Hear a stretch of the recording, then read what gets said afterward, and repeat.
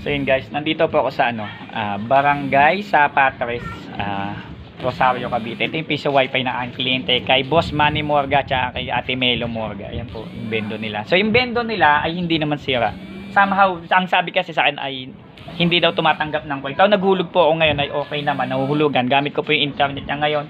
Okay na, baka somehow namimili lang ng coin. Pwede naman siyang palitan. No? Pero somehow, kung nagana pa naman, eh okay naman. So, tiyaga-tiyaga lang muna. Ang problema kasi pumunta ako dito, wala yung kliyente, wala din yung susi ng bendo. So, hindi ko rin po siya magagawa o mapapalitan ng coin slot. Okay.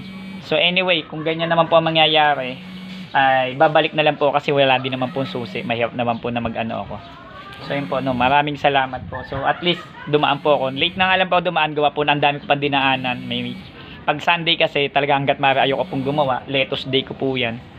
So, tinapos ko muna yung lettuce ko and then piso wifi. Somehow, patakbo pa po ako mamayang Dasma at pupunta pa ako ng Ligtong Tres. So, marami pa po akong gawa. Okay po. PC mo gawa mo, don't forget to subscribe. Maraming salamat po.